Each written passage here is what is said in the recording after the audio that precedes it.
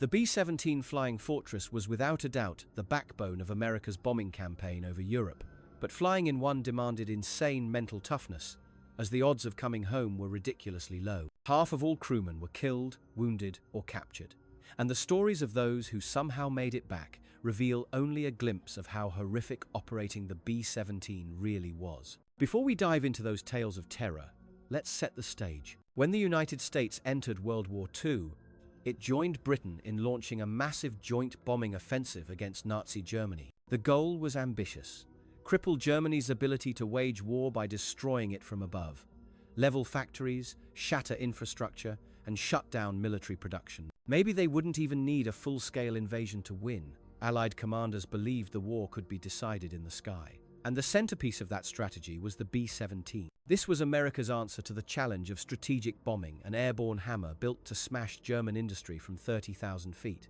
They called it the Flying Fortress. And that wasn't just for show. By the time the definitive B-17G rolled out, it bristled with 1350 caliber machine guns arranged to cover almost every angle of attack. From most directions, trying to approach a B-17 meant flying straight into a wall of bullets. Gunners in the waist, tail, and top turret could catch attackers from the sides or above, while the ball turret handled threats from below. If you tried to shoot it down, chances were high that something was already aiming back at you. But why did it need that much firepower in the first place? And more importantly, how did so many still end up getting destroyed? Well, for that, you'd have to ask the German anti-aircraft batteries. Unlike the British Royal Air Force, which switched to night bombing early on, the Americans believed in daylight precision raids. They thought that if you packed bombers in tight enough formations with overlapping fields of fire, they could fight their way through flak and fighters, drop their bombs right on target, and come back in one piece. It sounded good on paper. In practice, every fourth bomber was shot down, and for the crews, the odds were even worse. 1 out of every 2 never made it back. To make matters worse, even when bombers did survive the trip, their bombs often didn't hit anything useful. Only about 20% actually struck their intended targets. The biggest threat early in the war was enemy fighters. That's why the B-17 was loaded with machine guns in every direction. It had to be its own defense system. But eventually, that began to change. Once the P-51 Mustang entered the fight as a long-range escort, bombers finally had the kind of air cover they'd been missing. With the Mustangs flying alongside them, the odds against the Luftwaffe started to shift. But that still left flak, and nothing on the B-17 could stop that. German anti-aircraft defenses were brutal. They didn't just scatter cannons across the countryside. They built tight defensive rings around anything of value, with 88 and 105mm guns arranged in massive batteries, dozens, sometimes hundreds working together. And they weren't blindly firing into the sky. These were coordinated strikes guided by radar and fire control systems that calculated exactly where the bombers would be and when. As the formation approached its target, the sky ahead would suddenly burst open with puffs of black smoke, each one a shell exploding right where the bombers were flying. A direct hit meant instant death. But even near misses were deadly. Shrapnel would slice through the aluminum fuselage, tear apart control cables, rupture fuel tanks, and cut through crew positions like paper. And the worst part? The bombers couldn't dodge. Standard protocol required them to stay in tight formation. No weaving, no diving, no evasive maneuvers of any kind. The bombardier needed a stable, steady platform to aim accurately. So in those moments, as the sky exploded around them, the crew had no choice but to fly straight through it and hope they came out the other side. You'd see it happen right in front of you. A bomber in the formation would take a hit, start trailing smoke, then slowly drop out of the sky. And in those moments, you'd hope maybe you'd see a parachute or two open below. But most of the time, there weren't any. The psychological toll was immense. Before each mission, crews faced a gnawing dread, knowing that half their brothers in arms might not return. They counted down the required 25 to 35 missions to complete a tour. Each flight a gamble with death that left survivors haunted by nightmares of exploding skies and falling comrades. After the bombs were dropped, the formation would finally break and head back to base. But that return trip was far from safe. Plenty of aircraft never made it home. Still, the B-17 had a reputation for toughness, and it earned it. The sight of damaged bombers limping back across the channel became disturbingly routine. Engines out, fuselages shredded, entire sections gone, yet somehow still flying. And with that in mind, let's talk about one that came back in 2 pieces. Literally. It was February 1st, 1943. A group of B-17s lifted off from Biskra, Algeria, heading for German-occupied seaports in Tunisia. Among them was a bomber nicknamed All-American. The mission went as planned. Bombs were dropped, and the formation began the long 300-mile journey back to base. That's when two German Messerschmitt fighters launched a head-on attack. The gunners on board All-American opened fire immediately, shooting down the first fighter in flames. The second one peeled off, but not cleanly. Its pilot had been hit, and the aircraft spiraled out of control. What happened next defied every known rule of flight. The second fighter narrowly missed the waist gunner and slammed through the tail section of All-American.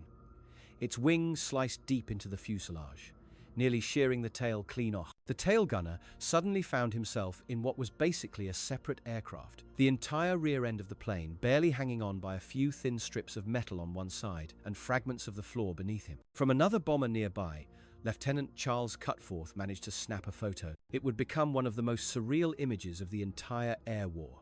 A B-17 still flying, its tail almost fully detached, swinging freely in the air. Two engines were out. The left horizontal stabilizer was gone. The left elevator was missing. The rudder and vertical fin were mangled.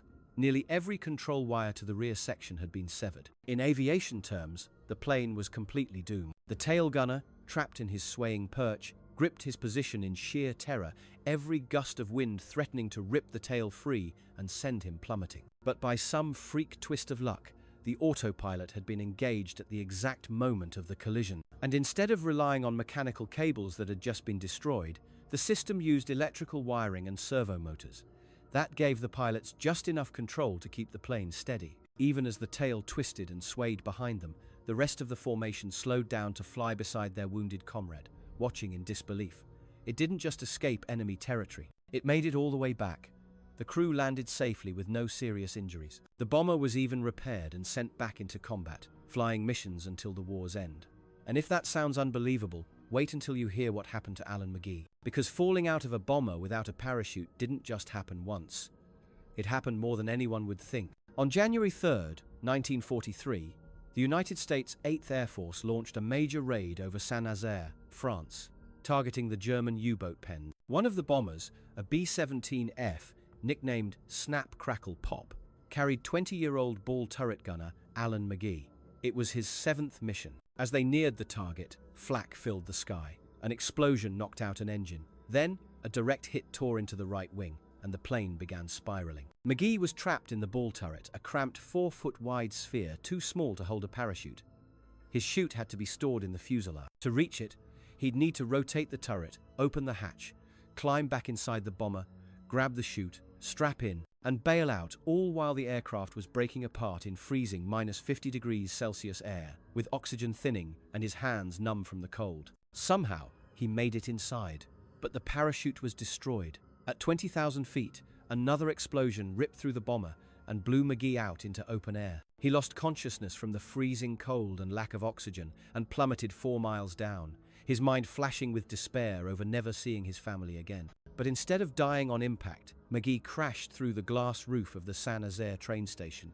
The angled panels slowed him just enough to survive, and he slammed onto the floor below. German soldiers found him barely alive, his right arm and leg broken, his nose and one eye injured, and 28 shrapnel wounds across his body. They were so stunned he was still breathing that they rushed him to medical care. After treatment, McGee spent 18 months as a prisoner of war before being liberated in 1945. He lived to age 84. Carrying both the scars and the memory of the day, he survived a 4-mile fall without a parachute, becoming a legend even among his captors who visited him in prison. But McGee wasn't the only one to fall out of a bomber and survive. In November 1943, Staff Sergeant Eugene Moran flew as tail gunner in a B-17 named Ricky Tikki Tavi on a mission over Bremen, one of the most heavily defended targets in Germany. What was supposed to be a standard bombing run quickly turned into chaos. As they neared the city, Luftwaffe fighters swarmed the formation. Moran was shot in both arms. An explosion broke his ribs. Then he discovered his parachute had been shredded useless. Seconds later, a direct hit ripped the entire tail section off the plane. In an instant, Moran was trapped in a tumbling metal coffin, spinning through the sky at 20,000 feet, his body racked with pain and his mind resigned to the end as the world blurred around him. He had no way out, so he stopped struggling, relaxed, and braced for the end. But the tail slammed into a tall pine tree, slowing the crash just enough to save his life. When German troops arrived, They expected to find a body. Instead, they found Moran, still alive. Surviving the fall was only the beginning for Eugene Moran.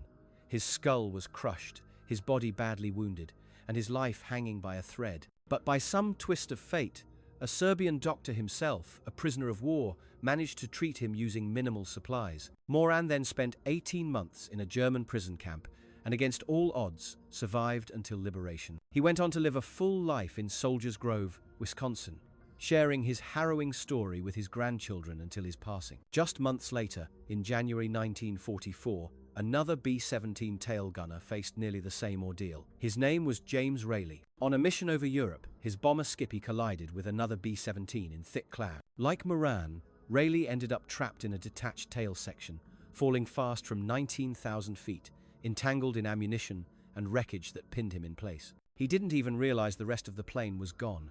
He thought the crew was falling with him. The wrecks slammed into trees, slowing the impact and saving his life. After several minutes of freefall, Rayleigh climbed out and saw the truth. He was completely alone.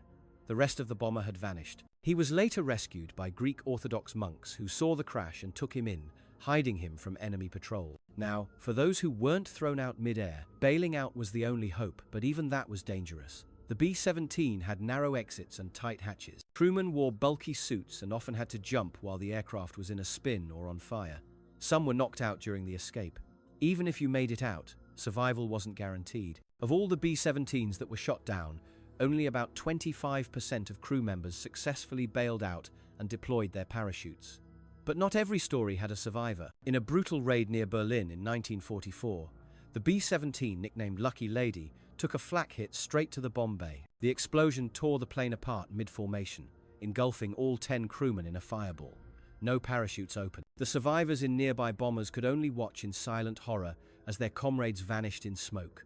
A stark reminder that for every miracle, there were countless tragedies. And if you think falling without a parachute or surviving in a detached tail was the ultimate miracle, think again, because what happened to lovely Julie over Cologne might top them all. On October 15th, 1944, the bomber took a direct flak hit right to the nose. First, Lieutenant Lawrence Delancey had just watched the bombardier release their payload when the world in front of him exploded. A flak shell detonated right in the nose compartment, killing Staff Sergeant George Abbott instantly. His body, in a final act of unintentional heroism, absorbed most of the shrapnel that would have shredded the rest of the crew. The entire nose of the B-17 simply vanished. Plexiglass, metal, internal supports, all gone.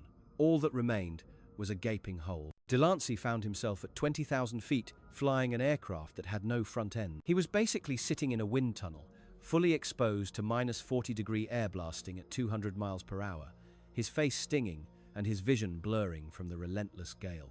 And it got worse. The blast had shredded the instrument panel. No altimeter, no compass, no airspeed indicator. The oxygen system was knocked out too, which meant the crew would begin to suffocate if they stayed at that altitude for more than a few minutes. Staring into the frozen void, Delancey had to make a decision, and fast.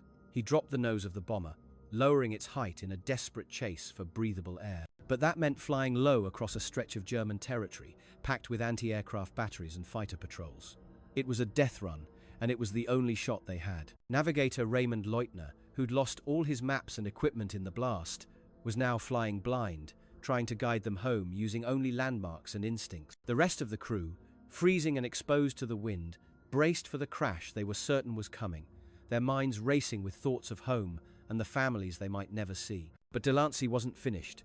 Somehow, he held the aircraft together. The bomber, now missing half its face, limped across the Rhine, crossed the Channel, and made it all the way back to Newhampstead, England. Despite having no working flaps, no brakes, and no nose, Delancey landed it safely. For that, he was awarded the Silver Star by the United States Army. These stories capture the raw horrors faced by B-17 crews, the unrelenting flak storms, the bone-chilling cold, the psychological strain of knowing each mission could be your last. Yet, amid the terror, their courage and the fortress's resilience shone through, turning ordinary men into legends of the sky.